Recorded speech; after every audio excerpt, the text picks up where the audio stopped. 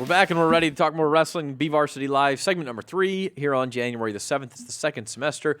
We will talk some soccer and basketball, the other winter sports, in the final segment. Yeah, we'll get through it. And obviously, we got a big game tonight. We're broadcasting live, Ridgeview at Centennial. Absolutely. 6:30? 6:30 tonight. 6:30 yeah. on Bakersfield.com, Centennial and Ridgeview. We got soccer tomorrow live, too. That's Centennial right. Liberty. So that'll be fun. So we got I'm already layering up for that. Yeah. I think it's going to be raining tomorrow night, actually. I'm going to stay in the gym tomorrow night. So we're back with the Bakersfield Driller wrestling team, and again, we talked about this, Coach. You guys have 1, 2, 3, 4, 5. I should have counted this up beforehand. Looks like 8 guys with pre-seeds into this weekend's Doc B starting tomorrow.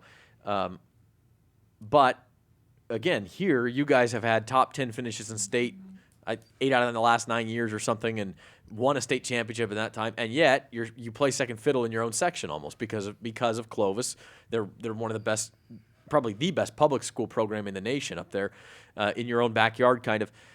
And we've talked about this before, but just to kind of get down to brass tacks on that, the ultimate goal is to be in that spot, right? I mean, and yet it's frustrating because you're so good, but you get compared to them. Yeah, it really does go in kind of like a cycle thing, and Clovis and Buchanan too. Buchanan's very good this year as well. Buchanan might knock Clovis off. They are the 2 toughest public schools, and I was talking with Izzak's dad, Coach Olejnik, because we went to Ohio. Those teams are so good. They're all private schools, you know. Right. They're all private. Right. So being a public school like that good with Clovis and Buchanan, it's pretty impressive. And it's an awesome rivalry between you 3 guys. Yeah. And I think, do you guys feel it, Izzak, if you wrestle a Buchanan kid or a Clovis kid, it adds a little more importance to it? Definitely more like a intense, like just the surrounding, like the Clovis fans, Bakersfield fans, right. Buchanan fans, just adds more to the match. And I know, I saw your relationship with some of those guys last year, Navonte. It's a friendly rivalry, but it's definitely a rivalry with most of those guys. Yeah, because when you step off the mat, we're friends, or we're off the mat, we're friends. But right when we step on the mat, we're instantly enemies because we're across the mat. We got to shake hands and wrestle. But off the mat, we could be friends, and it's kind of cool because not a lot of people wrestle. But so like the wrestling environment, like just knowing that like other schools, like when you get to talk to kids that wrestle and stuff, it's kind of cool just interacting with them and stuff. Frank, do you? I mean, and I don't mean to put down your program at all because you're a top 20 program in the nation here. I mean, it's amazing. It's probably the best program in any sport in Kern County. How do you close the gap? Do you have those conversations? Some of it's out of your control, I know. It is. It's tough. I mean, only thing we can focus on really is really the kids that we have and the kids that are on our team that are starting. We just need to push them, and the kids that are behind them. Like last year and a couple years, we've had a few kids that are just behind tough kids, like we have one, Dylan Cravens, who I think he might have certified at 32s as well, but he's going 45s for us just because he has 2 tough kids underneath him. But he's wrestling the toughest kids in the state, and then so he just having those kids there and pushing our starters pushing the guys below them. That's the only thing that we can really only focus on that and focus on ourselves and then at trying to perform and peak at the right time, state. Yeah. And that's it. I mean, sometimes you can't control everything. And one thing you guys have sort of, it's just one of those weird deals. We talked about Frontier having 2 potentially state-ranked heavyweights if they could both wrestle. And you guys haven't had a state-ranked heavyweight in I don't know how long. I mean, it's been a while now. I think it was my freshman year. We had a state placer at heavyweights. But, yeah, it's just weird. You don't get that size kid, but you have so many that are between 120, 150 pounds. Yeah, we try to tell our junior wrestlers, hey, eat and drink as much as you grow, please. We don't want a log jam like we have every year almost, it seems like. Yeah. Yeah. Well, and again, that's something maybe in 10 years you'll have it the opposite, where you have all big kids and you don't have any. I mean, you just can't control that sort of thing. So that's just go talk to Paul, man.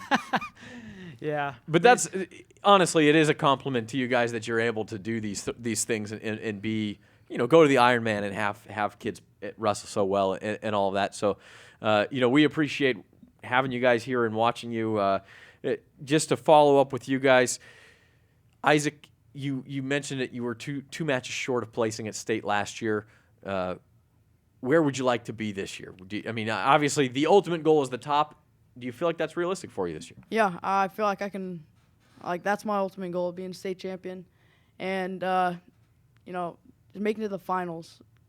goal, but ultimate goal is being a state champion. If you make it, you might as well win it. Yeah. Right, Navonte? Yeah. Some people have to learn that the hard way. Yeah. Well, that's the thing and I think it's a pretty good learning experience, though, isn't it? I mean, the next year you're not going to be. What was there sort of that moment where even though you've seen it 100 times, to go up there and be under that spotlight and climb the stairs and everything? I mean, that gets the butterflies going a little bit, I would think. Well, I wrestled DJ a few times before that, but the one time before that match that I actually got nervous is when I left my house and I was driving over there and I was just sitting in the car and I was thinking like how am I gonna win this match? And I remember I got super nervous, and I remember I just thought to myself I could win this match. Put on my headphones and just sat in the car, and then after that had no butterflies, just was ready to wrestle. Okay. And it just didn't happen that night. Yeah. And I remember you went for it early and it didn't work out. But obviously having that experience can only help. Frank, how about you? A goal for the team this year? Obviously, you have to focus on the individuals, and then the team will follow. We talked about that 100 times. But is there anything you'd like to sort of collectively do better? I mean, I would like to.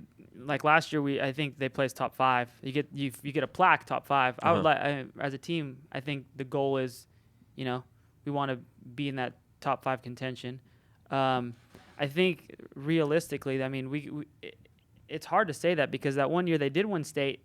Realistically, they weren't supposed to win it. Mm-hmm. So I mean, you didn't win the section. Yeah. Yeah, I mean, anything could happen, and we're going to see Clovis and Buchanan this week, and then we'll see them again at divisionals and at masters. So anything could happen, and I feel like that we match up against their guys pretty well. Actually, our better guys match up better against their guys. So we'll get to see what happens this weekend.